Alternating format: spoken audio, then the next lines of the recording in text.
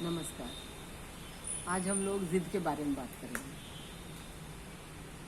बचपन से ही हम लोग को ये कहा जाता है कि अच्छे बच्चे जिद नहीं करते, अच्छे बच्चे माँ बाप का कहना मानते हैं।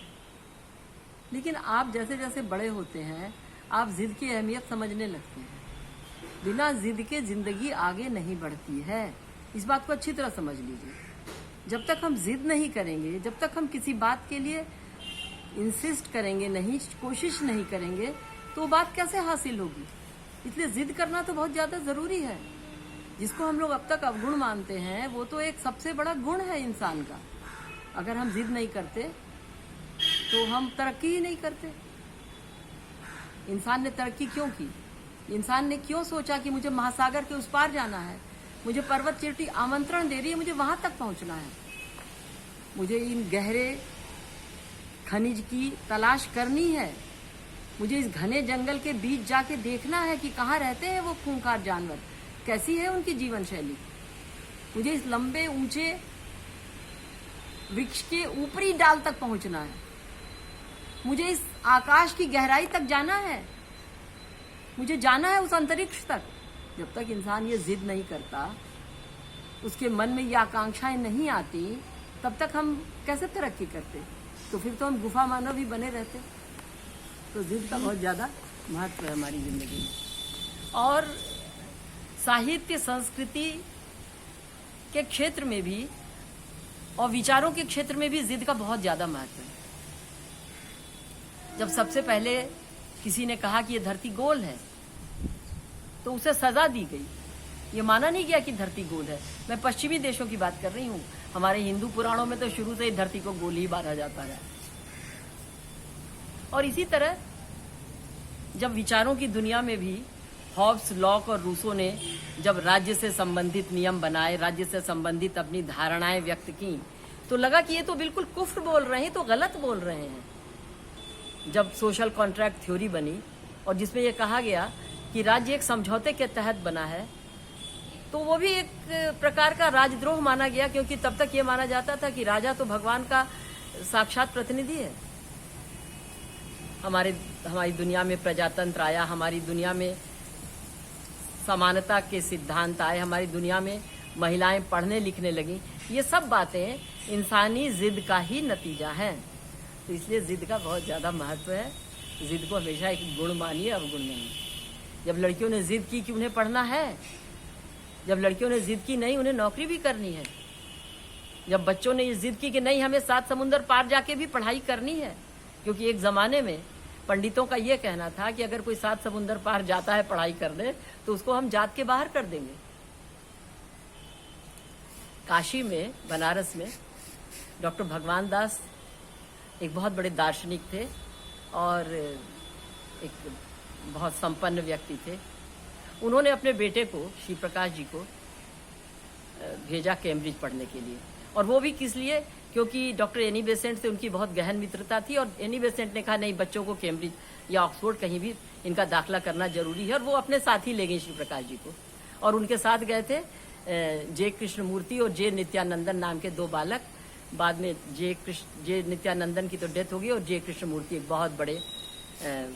बहुत बड़े विचारक बने। उनका एक संपूर्ण पूरा एक पंथ है, एक कल्ट है। उनको लेकर के वो गई विदेश और वहां जाके उन्होंने उनका दाखिला कराया। और जब वो लौट के आए तो काशी के पंडितों ने कहा कि नहीं, ये तो वहां से आए हैं, इनका तो सामाजिक बहिष्कार करना होगा, ये इनको चाहिए कि ये पहले शुद्धिकरण कराएं। लेकिन डॉक्टर भगवान दास का कहना था कि नहीं, पढ़ाई के लिए अगर कोई जाता है तो ये कोई गलत काम नहीं कर रहा है, इसके लिए किसी शुद्धिकरण की आवश्यकता नहीं है। तो बहुत दिनों तक काशी के पंडितों ने उनका बहिष्कार किया, लेकिन बाद में धीरे धीरे जैसा कि होता है वो बहिष्कार अपने आप में ही एक निरर्थक और निरर्थक हो गया, तो बात खत्म हो गई। इसी तरह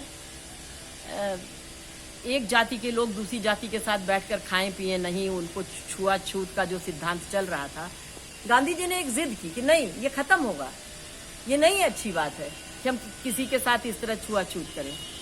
तो उसके बाद काशी में उन दिनों एक संस्था बनी, उसका नाम रखा गया जात पात तोड़क मंडल।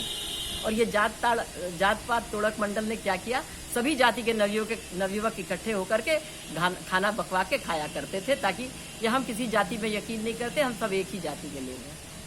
तो ये सब बातें जो थी, ये सब कैसे शुरू हुई? इंसानी जिद के कारण। तो जिद के तो हम बहुत बड़े ऋणी हैं, जिद के हम शुक्रगुजार हैं, जिसके कारण हमारी इंसानी सभ्यता तरक्की करती चली गई। और हमारा देश कैसे आज़ाद हुआ? हमारी जिद के कारण। हमें आज़ादी चाहिए, आज़ादी हमारा जन्मसिद्ध अधिकार है, हम इसे लेके रहेंगे। जब लोकमान्य तिलक ने यह नारा दिया तो वो जिद तो थी। तो हम ये कहते हैं कि जिद बहुत ज़रूरी है हमारी ज़िंदगी में। अगर हम जिद नहीं करेंगे तो हम कैसे इंसान हैं? और बचपन में अम्मा कहती थी अच्छे बच्चे जिद नहीं करते। अरे भाई, जो बच्चा जिद नहीं करेगा तो फिर बच्चा कैसा? इस संबंध में मुझे एक बहुत प्यारी गज़ल मिली है, मेरे छोटे भाई विवेक ने मुझे भेजी रेखता के माध्यम से, और इसके लेखक हैं, ये शायर हैं प्रबुद्ध सौरभ। मैं प्रबुद्ध सौरभ से इजाज़त लेते हुए उनकी ये जिद पे लिखी हुई उनकी ये प्यारी सी गज़ल आप लोगों के साथ शेयर कर रही हूँ। और सबसे अच्छी बात है कि ये जिद की जो गज़ल है, इसमें विपरीत स्थितियां एक दूसरे के साथ जिद करती हैं। आंसू अलग जिद कर रहे हैं और कह कहे अलग जिद कर रहे हैं, चाकू अलग जिद कर रहे हैं और पसलियां अलग जिद कर रही हैं। तो ये आप लोग भी सुनिए। तीरगी की अपनी जिद है, जुगनुओं की अपनी जिद। तीरगी यानी अंधकार। तीरगी की अपनी जिद है, जुगनुओं की अपनी जिद। ठोकरों की अपनी जिद है, हौसलों की अपनी जिद। कौन सा किस्सा सुनाऊं आपको, मुश्किल है ये। आंसुओं की अपनी जिद है, कह कहों की अपनी जिद।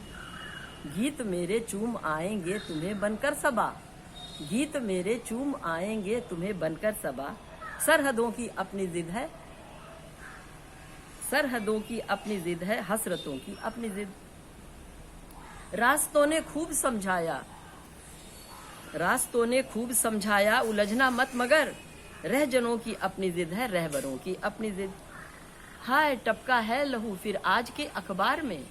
हाय टपका है लहू फिर आज के अखबार में।